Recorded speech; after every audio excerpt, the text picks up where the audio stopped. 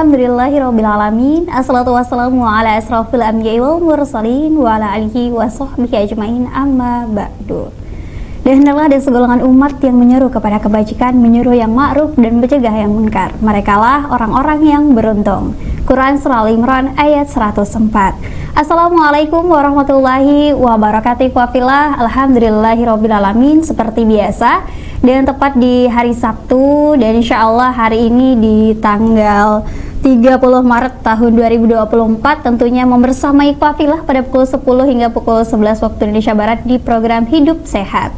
Ya insya Allah hari ini Wafillah rahimakumullah, gimana nih kabarnya? Semoga selalu sehat dan juga selalu semangat ya dalam menjalani aktivitasnya.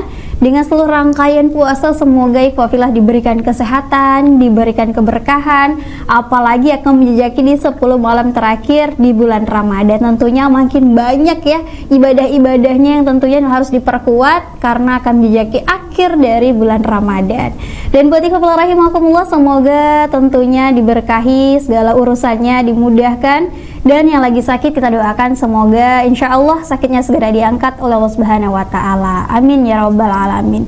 Wafillah rahimakumullah, para pemirsa M2 TV Mujahidin Pontianak dan juga tentunya para pendengar 105,8 FM Radio Mujahidin. Dan di sini insya Allah Uhti Indah membersamai 1 jam ke depan. Dan hari ini Wafillah rahimakumullah, setelah dari 2-3 pekan yang lalu kita membersamai ya dengan tema kesehatan fisioterapi, kemudian yang lainnya.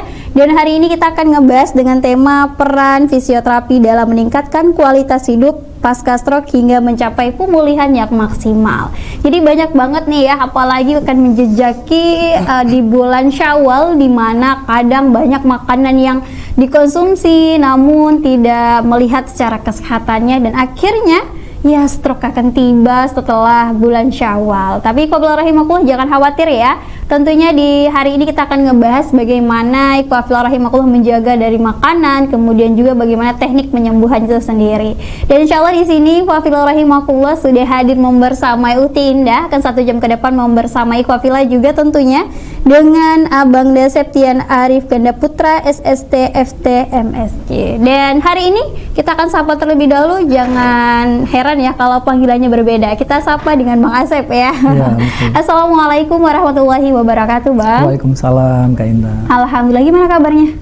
Alhamdulillah baik, sehat. Sehat ya, insya Allah. Gimana nih menyehatkan kalau nggak sehat iya, ya?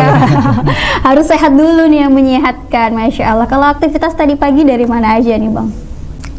Dari klinik seperti biasa, klinik Najwa. Setelah itu langsung ke sini ya? Langsung ke sini. Pulang lagi nanti lanjut lagi? Lanjut lagi. Karena ada pasien juga nanti. Masya Allah. Kan hari ini juga pastinya Uhti Indah akan juga ikutan ke sana nih ya? Tapi jam 1. Jam 1. Oh, udah calling sama Mbak Gita. Iya, insya iya, Allah. Iya. Wah, nanti akan Uhti Indah spill ya gimana rasanya setelah dari sana. Baik, Wafillah rahimakumullah, karena tema kita hari ini ialah peran fisioterapi dari bagaimana ketika stroke itu tiba hingga pemulihan hingga maksimal ya tentunya. Kita akan bertanya terlebih dahulu kepada Bang Sep ya, sebenarnya stroke ini apa sih Bang, penyakit yang seperti apa? Boleh dijelaskan? Bismillah. Jadi stroke ini sendiri merupakan apa ya? Gangguan defisit neurologis khususnya di sistem saraf pusat yang khasnya itu terjadi karena adanya penyumbatan atau pecah pembuluh darah sehingga mengakibatkan adanya gejala-gejala defisit neurologis gitu. Jadi dampak yang paling fatal biasanya itu adalah kematian, dan apabila masih bisa diselamatkan ya, kalau pasca stroke itu ya paling tidak manifestasinya ke kecacatan. Jadi kecacatannya itu lebih tinggi juga akibat stroke. Jadi stroke itu juga sendiri sampai sekarang itu merupakan penyakit yang menyebabkan tingkat kecacatan tertinggi di dunia. Begitu. Dan itu secara tiba-tiba nggak ya, Bang? Bisa secara tiba-tiba, bahkan bisa dianggap silent killer juga kan. Luar biasa nih. Jadi kayak tiba-tiba posisi mendadak, yang lagi ini tiba-tiba langsung tiba-tiba, itu ya gitu. Iya. Itu karena efek apa tuh, Bang? Banyak faktor yang menyebabkan stroke ini. Jadi kayak misalnya hipertensi, Paling utama itu ya? memang hipertensi. Jadi penyebab utama sebenarnya banyak ya faktor risiko stroke itu. Hipertensi ini adalah merupakan faktor utama yang memang di Indonesia masih besar gitu ya, masih besar sekali prevalensinya. Bahkan untuk Kalimantan Barat ternyata data dari Riskesdas 2018 juga ternyata masih besar hipertensi itu sendiri. Nah, jadi hipertensi itu ya banyak faktor ya, mungkin konsumsi gula, garam, dan mungkin lemak yang jenuh gitu kan. Apalagi Pontianak sekarang akhir-akhir ini UMKM khususnya makanan itu merebak, fast food gitu kan. Dan aktivitas kita yang sekarang lifestyle-nya sudah terjadi perubahan yang sangat pesat gitu, sangat punya akibat atau efek tersendiri untuk kesehatan seperti itu. Dan itu mengakibatkan hipertensi itu sendiri naik ya kalau dikonsumsi setiap hari, bahkan mungkin dari setiap hari itu melebihi batas mungkin ya, bisa jadi kalau hari ini 1 mangkok aja gitu kan, malamnya lagi, dari sore malam, ujung-ujungnya 1 hari 3 mangkok gitu kan, itu malah mempercepat ya Bang ya dari proses hipertensi. Bisa mempercepat. Dan banyak juga faktor-faktor pendukung seperti usia, jenis kelamin gitu ya. Emang kalau usia rentan berapa tuh Bang? Untuk sekarang sudah terjadi kemajuan, usia untuk terserang stroke itu bisa usia muda loh Kak. Ngeri banget ya. Iya, karena kita pernah menangani pasien akhir-akhir ini yang kebetulan usianya 21. Wah, 21 muda tahun. Banget tuh masih muda. Baru lulus SMA, kuliah lah ya, kuliah. Memang ya kebetulan lagi sedang mengerjakan tugas akhir katanya kan ceritanya. Stres mungkin. Stres, terus karena lifestyle juga, jadi nongkrong di warung kopi hingga jam 3 pagi, jam 2 pagi gitu kan. Hidup kurang sehat lah. Dan itu dilakukan berhari-hari, sehingga ya itu tadi tiba-tiba kan. Ya, tiba-tiba juga kejadian seperti itu. Ya kalau stroke sendiri, kalau kejadian tiba-tiba, hal apa sih penanganan pertama gitu Bang? Kan kadang nih kita bingung ya sebagai awal pemula yang tiba-tiba terkena stroke atau keluarga gitu kan, sebagai pemula kan pasti bingung nih harus diapain gitu kan. Ada penanganan pertama nggak sih kalau ada kondisi yang stroke tiba-tiba? Jelas sekali ada istilah yang disematkan paling tepat untuk penanganan stroke, yaitu time is brain. Apaan tuh? Time is brain itu jadi kecepatan kita untuk melakukan penanganan awal stroke itu sangat krusial.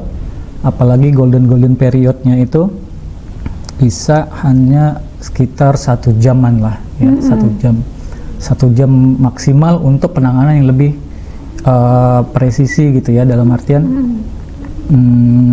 untuk meminimalisir dampak-dampak yang fatal seperti kematian dan kecacatan tadi. Untuk bicara tentang kecacatan, penanganan lebih awal itu akan lebih meminimalisir dampak kecacatan itu sendiri. Jadi kecacatan itu ada yang bisa bersifat ringan biasa, tapi kalau untuk penanganan yang telat ya bisa jadi bisa berat gitu.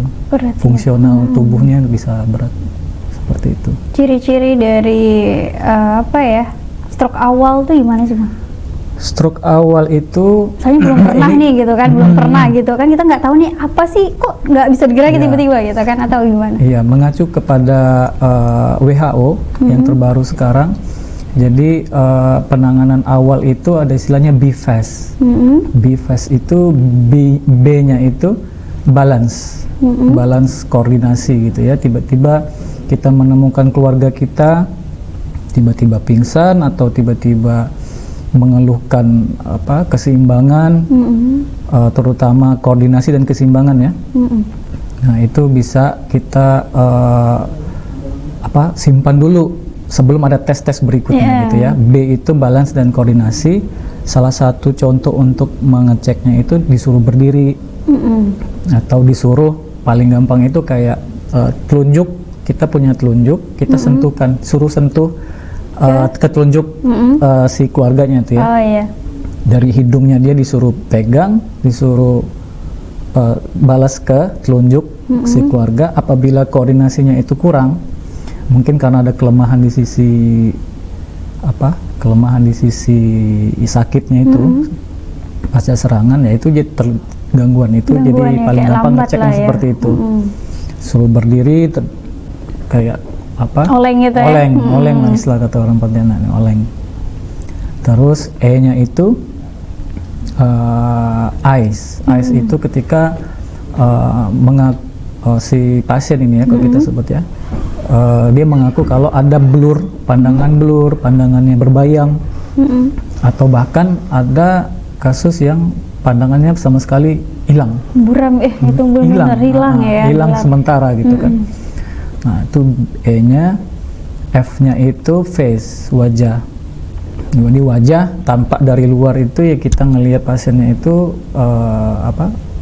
tidak simetris, terjadi kelemahan di satu sisi. Terus A-nya itu arm, kita bisa simple mengangkat tangan gitu kan, kalau ada yang telat. Ada yang telat di satu sisi gitu. Berarti kan itu yang lemah mungkin ya tandanya. Yang lemah. Terus face, C ya, C itu ya tadi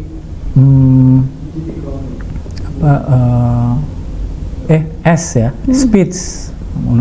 S itu speech, bicara. Jadi bicaranya tuh pelo, pelo atau pokoknya ada menunjukkan bahwa inilah ya, beda lah ya. Dilihat dari bicara. Terus T-nya itu time itulah yang sangat krusial gitu. Secepat mungkin harus dibawa langsung ke dokter atau UGD gitu ya. Rumah sakit lah ya, itunya penanganan lebih lanjutnya. Iya. Dan penanganan yang paling tepat untuk serangan stroke di awal itu ada 2 gitu ya. Penanganan medis ini dilakukan oleh dokter, biasanya di UGD gitu kan, dicek semua ini kalau benar terjadi stroke, itu stroke-nya tipenya apa. Karena untuk mengetahui tipe itu sendiri juga kedepannya kita bisa memprognosa atau menduga kalau ini akan berat atau tidak nih, gitu. Jenisnya pecah atau penyumbatan gitu kan.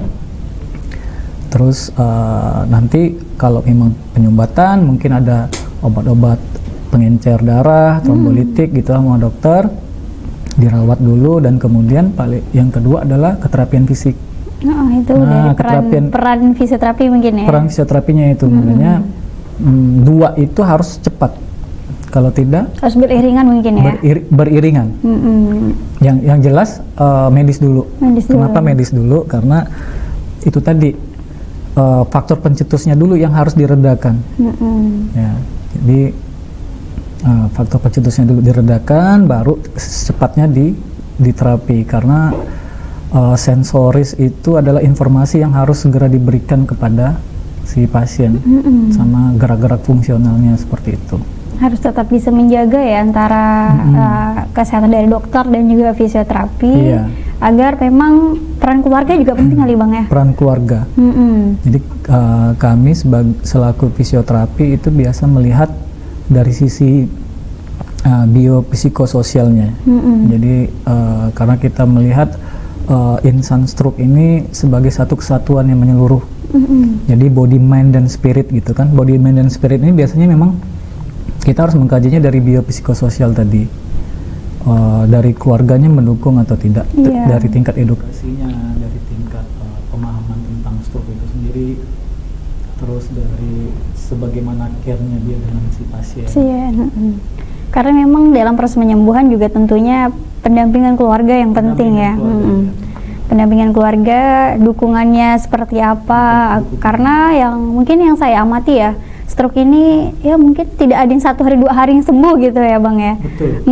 Itu lambat. Mungkin ada sampai setahun yang paling lama kayak gitu kan. Memang proses kesabaran, dukungan dari keluarga sangat dibutuhkan ya Bang. Karena kalau stroke itu istilahnya ada kehidupan baru lah. Harus mengurus gitu ya. Jadi tidak bisa kita menyamakan kembali dengan aktivitas atau kehidupan kita, lifestyle kita seperti sebelumnya. Itu harus ada yang dirubah. Benar, harus dirubah. Itu butuh dukungan dari keluarga. Wah, ini akan panjang nih ya. Perbincangan kita akan panjang banget nih, ikhwatul rahimakumullah. Namun sampailah kita di jeda buat ikhwatul rahimakumullah yang ingin bertanya atau ada pengalaman dengan keluarga yang stroke, boleh ditanyakan di nomor 081150575758. Silahkan ikhwafillah para pemirsa Intu TV Mujahidin Pontianak dan juga para pendengar Radio Mujahidin 105,8 FM untuk menanyakan. Dan langsung aja nanti akan dijawab dengan narasumber yang luar biasa yang pastinya sudah menangani dari pasien-pasien yang memang sudah terkena stroke atau penyakit yang memang tiba-tiba stroke atau yang lainnya nih Fafillah. Baik, rahimakumullah, kita akan jeda, tetaplah bersama kami di media dakwah Anda.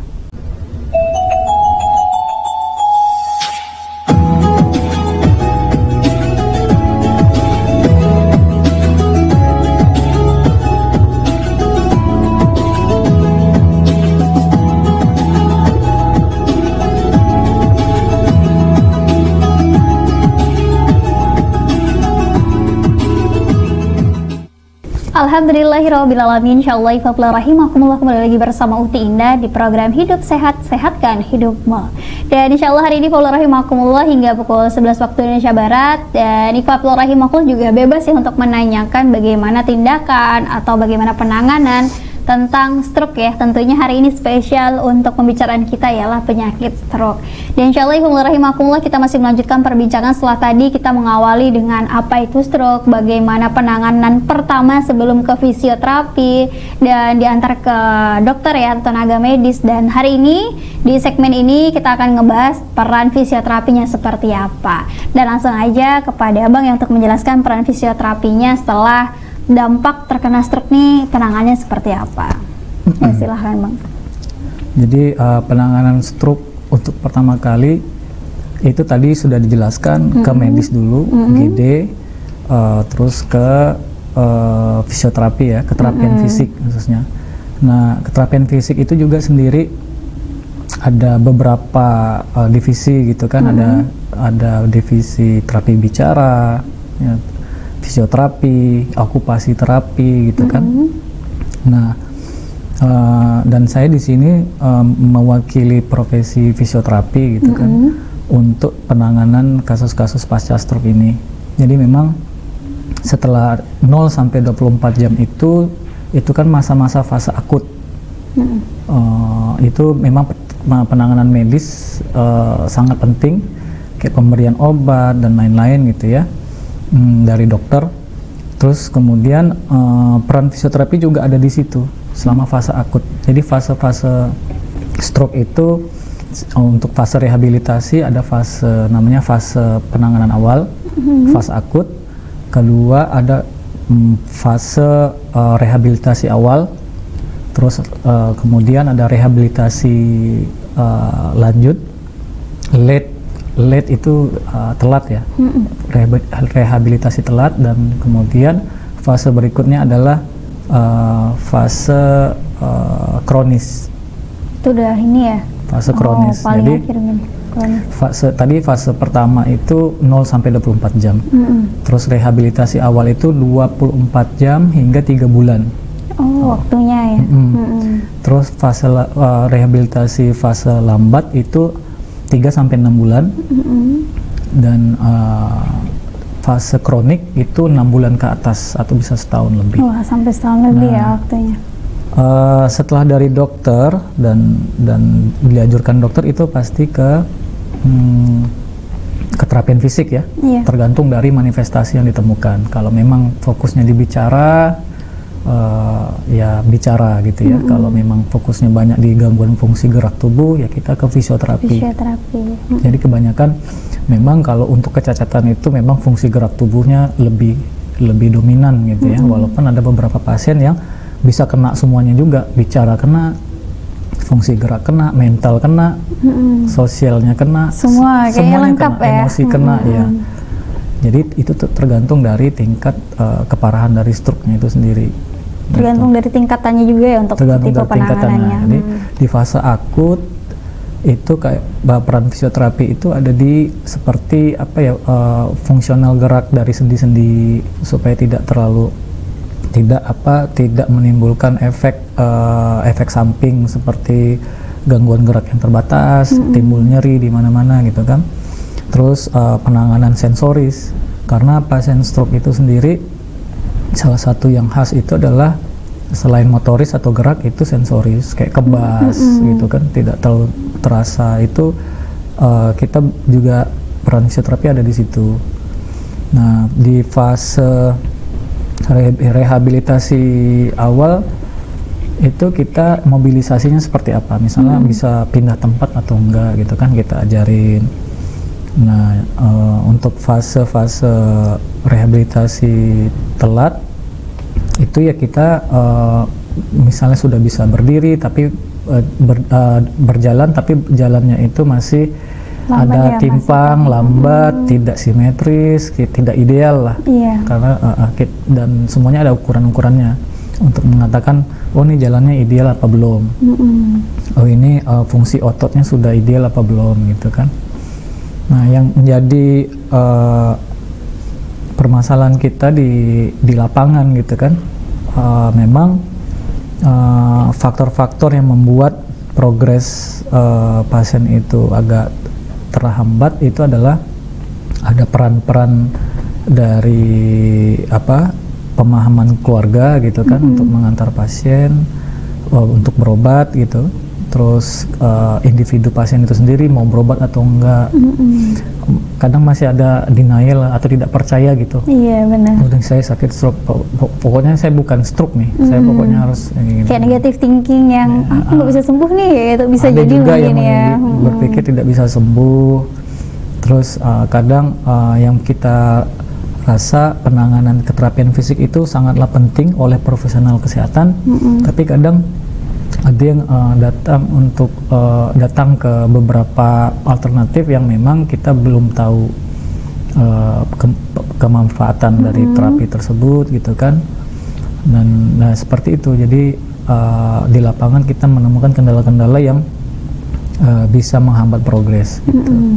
Jadi tadi selain waktu penanganan, ketepatan penanganan, dan dukungan dari lingkungan. Lingkungan dan ini ya memang sangat dibutuhkan ya Bang ya. Kalau apalagi tentang sakit stroke yang memang dari jalan sendiri belum bisa, misalnya gerak badan juga hanya beberapa tangan hanya bisa digerakin gini aja, nggak bisa untuk menyentuh gitu kan. Itu emang peran keluarga yang sangat dibutuhkan. Kalau dari tim fisioterapi sendiri ya, untuk menangani mungkin ada keluarga yang memang tidak mendukung gitu kan. Nah, itu gimana sih untuk bisa pasien itu bisa sembuh seperti itu Bang? Kita punya SOP gitu ya untuk di klinik itu. Kita pasti pas waktu pasien itu diantar ke klinik pertama kali itu kita di pertemuan sesi pertama itu memang konsultasi yang memang kita memberikan konstruktif nasihat yang konstruktif lah. Tergantung nanti paradigmanya, memang dari kita biasanya menilai dari perspektif mereka tentang keluarganya ini seperti apa. Itu pasti. Terus tidak hanya keluarga tapi pasien juga. Kita gali informasi seperti apa pemahaman mereka, pandangan mereka tentang stroke itu sendiri. Kalau memang mereka punya walaupun pemahaman masih kurang, masih awam, tapi mereka punya motivasi yang tinggi. Tugas kita di konsultasi itu untuk menanamkan SOP program-program kita. Jadi mereka cuma menerima edukasi yang benar gitu. Tapi ada yang beberapa pasien yang kayak masih denial, masih belum bisa menerima keadaan dari pasien. Bahkan keluarga, jangankan pasien, keluarga sendiri masih belum menerima. Ya kadang itu konstruktif, paradigmanya mereka tentang itu harus kita rubah. Jadi selain menjelaskan kondisi pasien, kita membuat mereka supaya lah kita harus punya new start lah, ada perubahan ada hidup baru yang harus dijalankan gitu, baik dari pasien ataupun keluarga. Dari keluarga sendiri. Jadi ketika itu nanti sesinya mungkin tersendiri untuk keluarga, tersendiri untuk si pasiennya, beda-beda pendekatannya. Supaya nanti secara biopsikososial yang udah bagus, jadi treatment kita juga lebih enak gitu, menjalankan program-programnya tanpa ada hambatan seperti itu. Iya. Dan juga tentunya nih follower rahimakumullah ya, mungkin ada yang keluarganya terkena stroke dan bingung penanganannya, maka follower rahimakumullah juga bisa menanyakan di sini nih, gimana nih gitu kan solusinya kalau stroke-nya ini seperti ini. Dan memang kalau dalam urusan penyakit stroke ini keluarga memang nomor satu Bang ya. Dimana yang pertama yang mengantar dulu ya, yang mengantar pasien sampai ya mungkin tidak hanya sekali 2 kali Bang ya, sampai 6 bulan tuh kan juga membutuhkan effort dari keluarga yang memang tidak hanya waktu saja tapi tenaga semuanya juga harus ya, punya dukungan yang luar biasa lah dari keluarga tersebut. Kemudian nih Bang, dari peran fisioterapi sendiri kalau penanganan dari tadi kan sudah dijelasin beberapa ini ya, tingkatan-tingkatan dalam stroke ya. Kalau dari tingkatan yang paling tinggi nih yang sudah dialami dari tim Najwa ya, yang sudah ada dan memang ini hasil dari penanganan tersebut nih, apakah sembuh total atau seperti apa nih Bang? Dari pengalaman sendiri nih kita bicara. Dari pengalaman dan dari secara teori ya. Kalau untuk kita kan menangani stroke itu kan kecacatan, jadi kecacatan juga, bahkan WHO juga memilih istilah penanganan kecacatan itu adalah recovery, bukan penyembuhan, bukan cure, karena recovery atau pemulihan ya, karena pemulihan itu paling tepat untuk disematkan untuk pasien-pasien yang memiliki disabilitas. Pemulihan apalagi pasca stroke. Jadi kalau untuk sembuh dalam tanda kutip sakit yang akibat dimunculkan itu hilang 100%, sampai sekarang kita memang secara teori juga belum bisa mengatakan itu, karena riset harus lebih banyak lagi, terutama gejala sisa. Kita bicara tentang gejala sisa. Jadi untuk stroke itu sendiri gejala sisa itu pasti ada, karena gejala sisa ibaratnya ada kayu, kita patok dengan paku dengan palu, kalau ditarik lagi pasti ada bekas. Iya, masih ada ininya ya.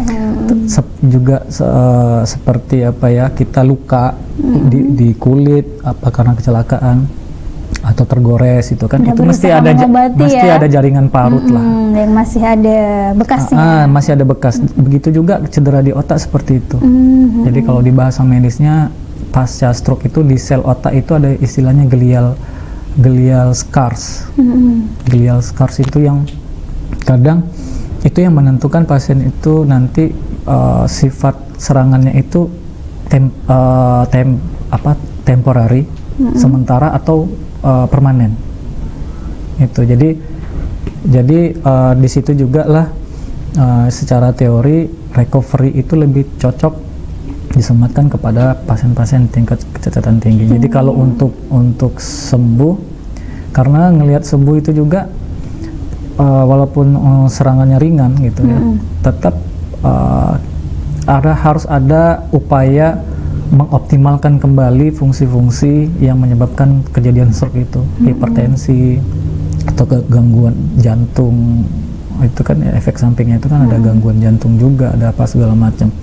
Jadi kalau mau dibilang sembuh, menyembuhkan ya, faktor pencetus itu harus dikurangi atau kalau bisa diinikan gitu kan. Ya karena memang akarnya lah ya, sumber dari itu bisa terjadi itu harus dikurangi. Apalagi faktor-faktor lain yang bisa menghambat itu kayak usia. Kayak usia itu memperlambat gitu, karena proses regenerasi sel otak itu juga semakin usia makin kesini itu makin berkurang gitu. Ya, makin ini ya berkurang. Jadi kita disitulah salah satu konsultasi kita. Jadi kalau ada yang memang ini sembuh atau enggak, jadi kita pendekatannya seperti itu, karena bukan hanya di Indonesia gitu kan, bahkan masalah stroke ini di dunia juga menjadi masih perbincangan. Treatment seperti apa yang bisa memulihkan ya, walaupun tidak 100%, 90% lah 90%, tapi itu masih menjadi kajian. Bahkan di Jepang di sana sudah lebih ke teknologi robotik gitu kan untuk kecacatan itu sendiri. Nah, seperti itu. Jadi memang kalau kita bicara tentang kesembuhan mungkin hanya bisa dikurangin ya dari akar yang tadi. Dari akar. Misalnya dari makanan mungkin ya Bang ya. Makanan. Jadi harus komprehensif dan holistik lah penyembuhannya, ke dokter juga, minum obat juga gitu kan. Terapi fisik juga gitu. Seperti itu. Ya, ini kalau rahimakumullah ya, dengan setelah tadi kita mendengarkan ya, tentunya Utinda juga gagal paham ya di awal mengenai gimana sih stroke itu, karena biasanya hanya melihat saja nih Bang, tanpa tahu bagaimana penanganannya, bagaimana tahap-tahapannya. Karena memang di sini kita sama-sama nih Fafillah rahimakumullah ya, untuk bisa mendengarkan dan juga tentunya bisa mengambil ya dari hikmah ya. Insya Allah tadi sudah ada dijelaskan sama Bang mengenai bagaimana tahapan-tahapan bisa terjadi dari prosesnya, dari segi makanan juga ya. Tadi sudah dijelaskan. Dengan ini kita yang masih sehat-sehat ya Ifafillah rahimakumullah ya, untuk bisa menjaga pola makan yang pertama ya Bang ya. Karena hipertensi adalah hal yang paling tinggi atau utama. Selain hipertensi itu apa lagi nih Bang? Bisa genetik, bisa genetik. Untuk genetik ini berapa persen lah Bang? Oh, itu sangat kecil sebenarnya. Kecil ya. Lifestyle, makanan, minuman, kurang istirahat, kecukupan tidur, begadang, nutrisi gitu tadi, diet yang tidak seimbang antara gula, garam gitu tadi, gula, garam, lemak gitu kan. Itu faktor-faktor yang mendukung terjadinya hipertensi, ya, diabetes gitu kan, ada yang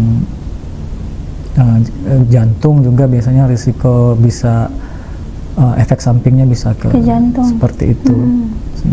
Jadi nanti malah banyak ya penyakit yang muncul ya. Jadi bukan kolaborasi ya. Jadi kayak sebenarnya namanya penyakit itu sebenarnya mereka itu satu kesatuan yang tinggal menunggu kapan gitu. Jadi yang paling bagusnya tadi new start tadi.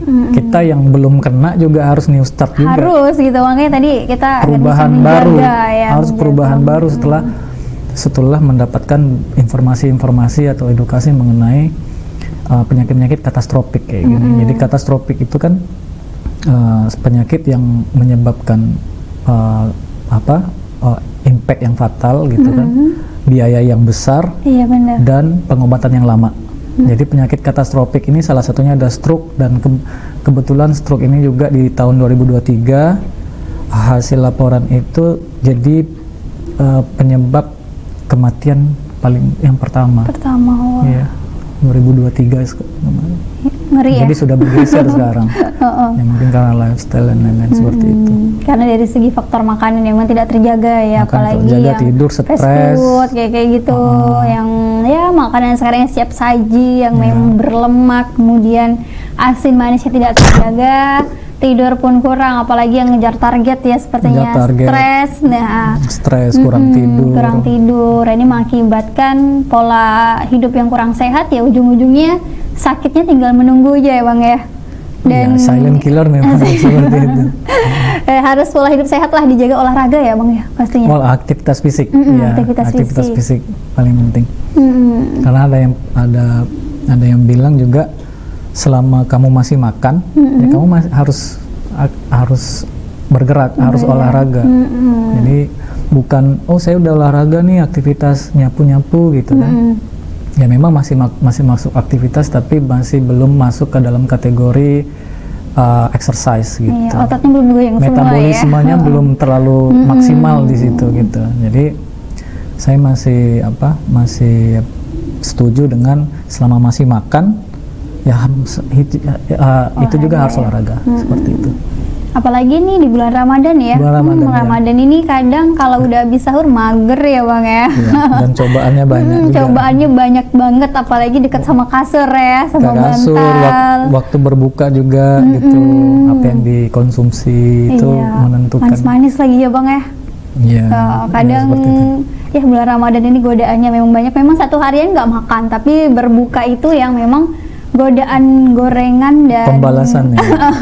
gorengan dan makanan yang manis, minuman itu juga faktor ya Bang ya, minuman. Ya, juga sebagai faktor juga ya. Faktor, salah satu faktor. Salah satu faktor. Jadi kita harus punya hidup yang sehat, apalagi di bulan Ramadan. Tentunya Allah menyukai hambanya yang selalu menjaga kesehatan, dan Allah sudah memberikan ya tubuh yang baik, kemudian kesehatan. Maka sudah sepatutnya kita sebagai hambanya untuk selalu mensyukuri dengan cara menjaga kesehatan. Baiklah ibu rahimakumullah, kita akan jeda sejenak, tetaplah bersama kami di media dakwah Anda.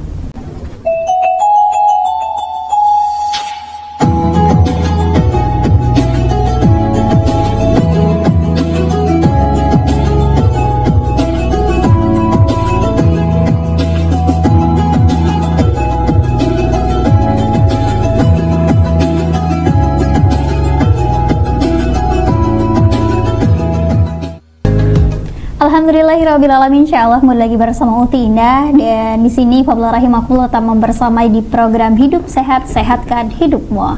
Dan hari ini Fadla Rahimakumullah tinggal segmen terakhir ya, menjejaki pada pukul 11 waktu Indonesia Barat dengan program hari ini, dan juga tentunya memberikan informasi mengenai hidup yang sehat. Dan hari ini juga kita membahas mengenai penyakit stroke, di mana tadi di awal sudah menjelaskan ya bagaimana bisa terserang stroke yang tiba-tiba, kemudian juga bagaimana peningkatan kehidupan secara kualitas ya, bagaimana hidup yang baru setelah terkena stroke itu seperti apa. Dan tadi sudah kita perbincangkan di segmen pertama dan kedua, dan segmen terakhir ini Fadla Rahimakumullah kita akan membicarakan dengan meningkatkan kualitas hidup pasca stroke nih Bang. Nah, karena pasca stroke ini kan mungkin kehidupan yang baru ya bagi penderita atau ya yang punya penyakit tersebut. Nah, gimana sih untuk meningkatkan kualitas hidupnya setelah dari terserang penyakit stroke? Ya, jadi pertama-tama yang jelas pemahaman mengenai stroke itu sendiri, dan pemahaman dari tingkat kualitas hidup yang baik dan maksimal itu seperti apa. Jadi untuk stroke yang memang kecacatan ya, dampaknya terhadap kecacatan, kualitas hidup yang baik seperti apa itu ya tergantung dari kondisi kapasitas fungsi fisik maksimal pada saat pasca serangan itu seperti apa. Jadi yang jelas kalau sudah terkena serangan stroke itu kan yang kita takutkan adalah ada serangan kedua, ketiga gitu kan. Jadi contohnya kalau kita ada misalnya usia 30-an awal yang dulunya sering main sepak bola besar gitu kan, lapangan bola sepak bola gitu kan, ya setidaknya bisa mengganti exercise yang lain gitu kan, yang lebih yang sesuai dengan kapasitas fungsi fisiknya dia. Itu yang pertama. Jadi pemahaman seperti itu tetap harus kita gaungkan ke pasien ataupun keluarga. Jadi menilai kualitas hidup yang baik itu juga dilihat dari kemandirian. Kemandirian itu penting untuk pasien pasca stroke supaya masih ada hal yang bisa dilakukan lah, kebermanfaatan untuk diri sendiri dan untuk orang lain gitu kan. Kebermanfaatan itu untuk diri sendiri seperti tidak stres, karena kalau dibiarkan sendiri pasca stroke itu lama-lama mentalnya turun ya kan, emosi, hopeless, putus asa, sehingga penurunan fungsi fisik juga akan terjadi gitu. Nah, yang ditakutkan adalah kejadian-kejadian berulang stroke ya. Terus dari segi kemandirian, dari segi sosial, kalau dari pasien ya, jadi kalau pasien itu bisa kembali ke dunia sebelumnya, bertemu orang gitu kan, bisa melakukan aktivitas fisik sehari-hari seperti biasanya di rumah, bisa olahraga, aktivitas fisik olahraga gitu ya sendiri, tidak harus tergantung dari keluarga gitu ya. Itu dari aspek pasiennya. Dari untuk keluarga, jadi keluarga juga melihat si pasien ini menjadi individu yang tidak tergantung dengan tidak murni tergantung dengan orang lain gitu kan. Terus sehingga keluarga itu juga bisa tenang gitu kan, ngelihat si pasien individu stroke ini bisa mandiri dengan kehidupan dia sebelumnya gitu. Nah, ya itu tadi kita menyesuaikan dengan kapasitas fungsi fisik, kemandirian, dan tingkat sosial bahkan spiritual. Jadi kadang ada yang usia sudah 60-an ke atas ditanya, Bapak kalau kita mau terapi fungsi geraknya Bapak mau ngapain gitu kan. Saya cuma mau bisa datang ke masjid, bisa ruku, bisa sujud. Nah otomatis kan di situ kita sebagai fisioterapi memberikan programnya itu sesuai dengan keinginan. Sehingga tujuan ya mungkin usia segitu kan memang jalan-jalan kemana pun udah gimana gitu ya, udahlah usia segitu pokoknya ya, mau beribadah aja gitu kan. Jadi oke, kapasitas fungsi maksimalnya kita lihat, excitementnya dia dengan kehidupan barunya itu seperti apa, itu yang nanti kita jadikan goal untuk menata program pasien stroke. Jadi dari situ bisa kita ukur tingkat keberhasilan program kita.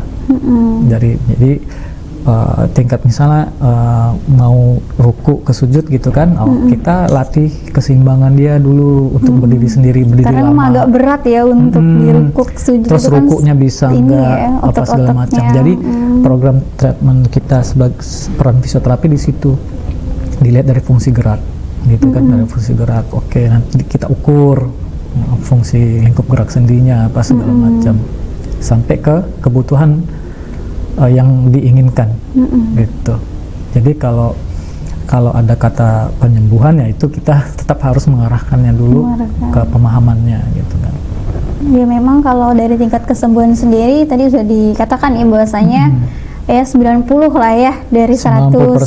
Kalau memang benar-benar ada yang punya testimoni, oh saya ini kok sembuh dari stroke 100%. Nah, yang mungkin kadarullah itu ada peran dari Allah dari ya. Di atas, peran Dan dari di atas, dan memang mungkin ada upaya dari diri sendiri yang memang keras sekali dengan itu gitu, dengan melawan stroke-nya. Itu yang paling penting sebenarnya. Karena yang ditakutkan ialah terjadi stroke yang kedua, ketiga tadi tuh ya Bang. Jadi jangan sampai excitement itu jadi kayak melupakan gitu. Faktor-faktor pencetusnya itu tetap harus dihindari setelah stroke.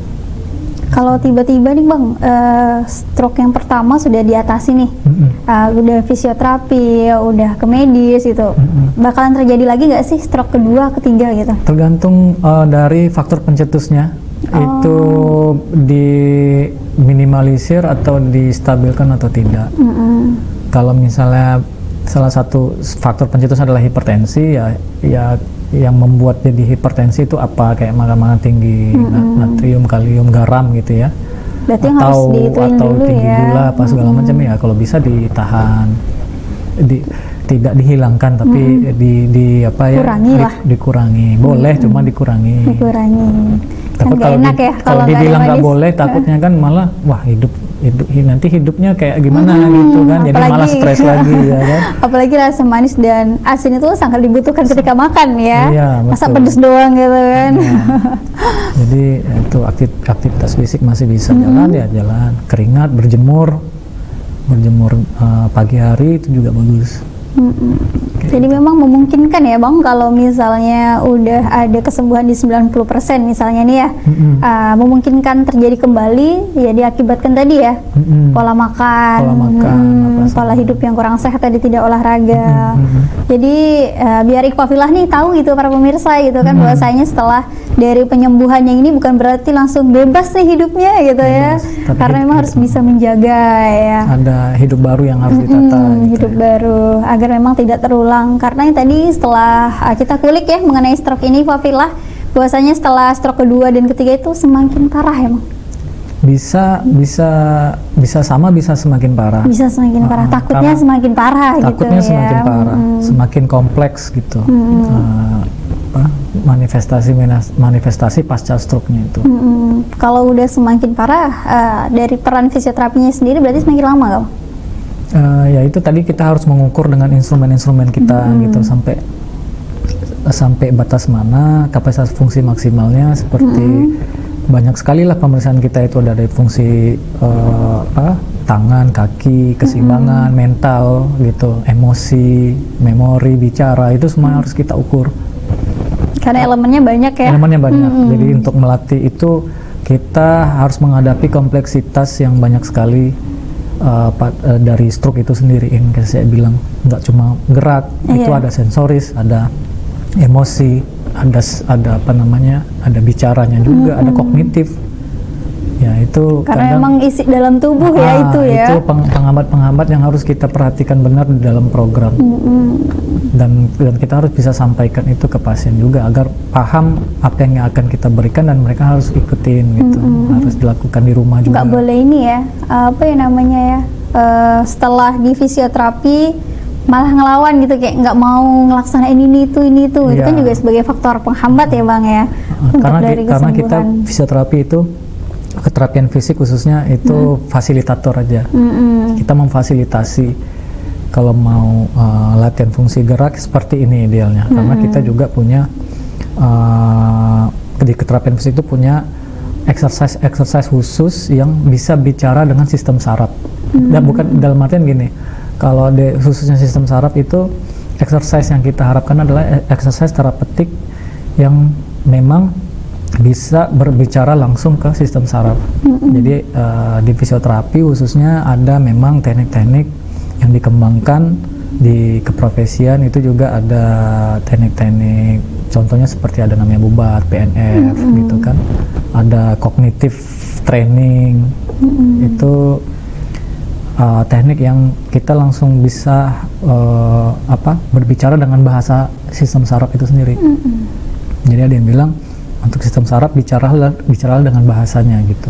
Dan teknik-teknik exercise itu tidak bisa kita samakan dengan exercise seperti orang sehat. Jadi kayak misalnya atlet harus lompat sekian tinggi, gitu, harus lari sekencang itu. Kalau untuk pasien-pasien yang gangguan sistem saraf pusat atau neurologi, itu exercise tapi yang bisa bicara benar dengan sistem sarafnya itu sendiri. Dan itu ada teknik-teknik tersendiri gitu. Ya nih, kalau rahimakumullah ya, tidak terasa nih Bang waktunya sudah jam 11 ya.